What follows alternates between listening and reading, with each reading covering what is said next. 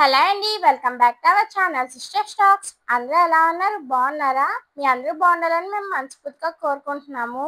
ఇది మా ఊర్లో ఉన్న శ్రీదేవి భూదేవి సమేత శ్రీ వెంకటేశ్వర స్వామి ఆలయం అండి. ఈ ఆలయంలో ప్రతి సంవత్సరం పాల్గొన మాసంలో వచ్చే ఏకాదశి రోజున అయితే శ్రీ వెంకటేశ్వర స్వామి వారి కళ్యాణం అయితే జరిపిస్తారండి. ఈ సంవత్సరం మా చుట్టాలు అయితే కళ్యాణం చేయించుకుంటున్నారండి.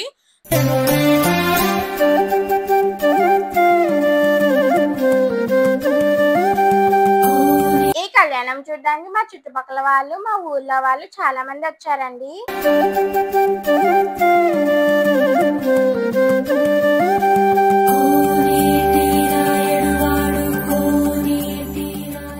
ఒక్కొక్క సంవత్సరం ఒక్కొక్కరు కళ్యాణం చేయించుకుంటారండి. ఈ సంవత్సరం అయితే వీళ్ళు చేయించుకుంటున్నారు.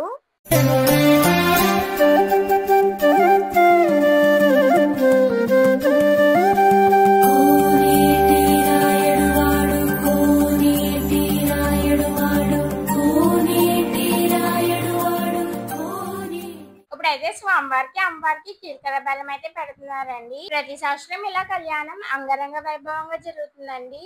ఇలా స్వామివారికి అమ్మవారికి పెట్టిన జీలకర్ర బెల్లం అయితే పెళ్లి అవ్వలేని వాళ్ళు తింటారండి. అలా జీలకర్ర బెల్లం తినడం వల్ల వాళ్ళకి పెళ్లి అవుతుందని నమ్మకం.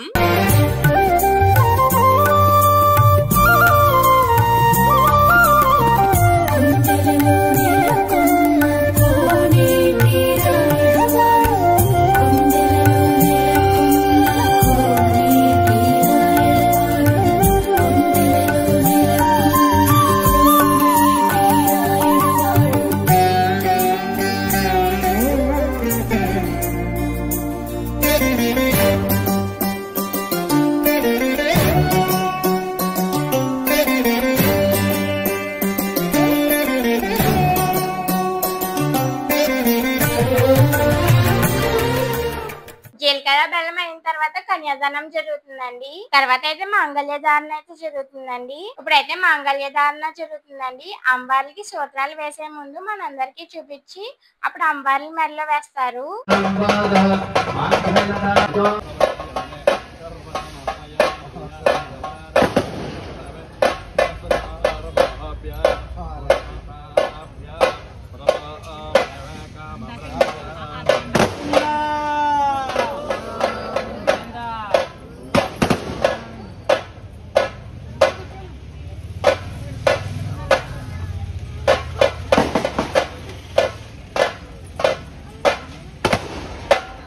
ఇప్పుడైతే స్వామివారికి అమ్మవారికి తలంబ్రాలు అయితే వేస్తున్నారండి.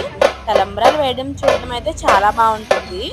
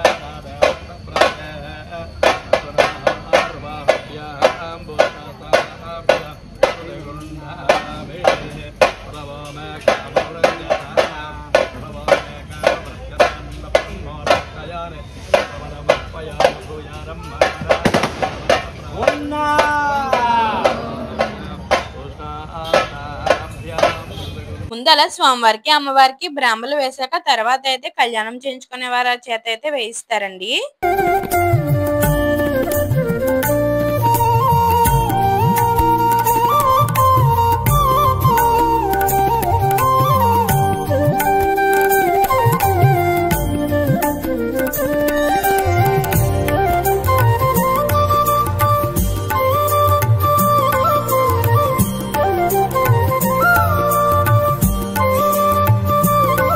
వాళ్ళ చేత అయితే ముత్యాల తలంబ్రాలు కూడా వేయిస్తున్నారండి. మెయిన్గా మనకి దేవుళ్ళ కళ్యాణం అంటే గుర్తొచ్చేది ముత్యాల తలంబ్రాలే కదండి. ముత్యాల తలంబ్రాలు కూడా అయితే వేస్తున్నారు. తర్వాత వాళ్ళ కుటుంబ సభ్యులు ఉంటారు కదండి, వాళ్ళందరూ కూడా అయితే వెళ్ళి తలంబ్రాలు అయితే వేసుకుంటారు.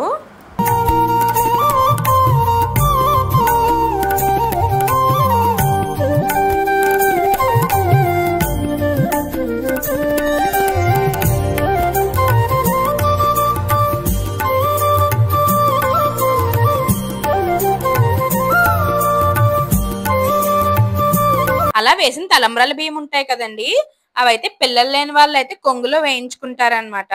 బ్రాహ్మలు అయితే మన కొంగులో వేస్తారు.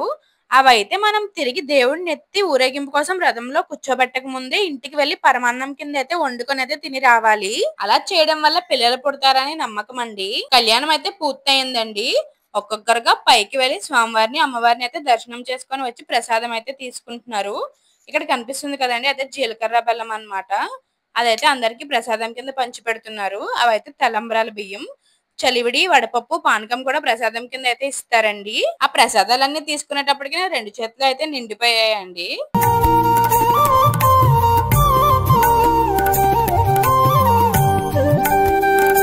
అలా ప్రసాదం తీసుకుని అయితే ఇంటికైతే వచ్చేసానండి.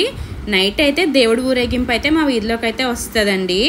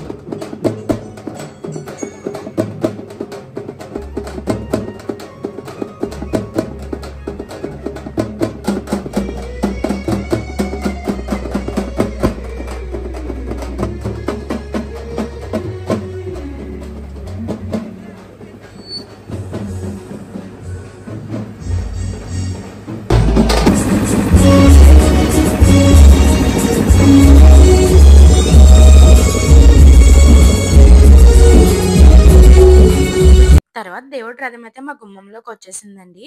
ఎంత మిడ్ నైట్ అయినా సరే దేవుడు ఊరేగింపు వచ్చినప్పుడు మాత్రం మేము కంపల్సరీ లెగిసి అయితే ఈదిలోకి అయితే వెళ్తాము ఆ దేవుడిని దర్శించుకోవడానికి. మా ఊర్లో ఏ దేవుడి కళ్యాణం జరిగినా ఇలా దేవుడి ఊరేగింపు అయితే వస్తుందండి. ఇలాంటి మరిన్ని ఇంట్రెస్టింగ్ వీడియోస్ కోసం please do like, share and subscribe to our channel sisters talks.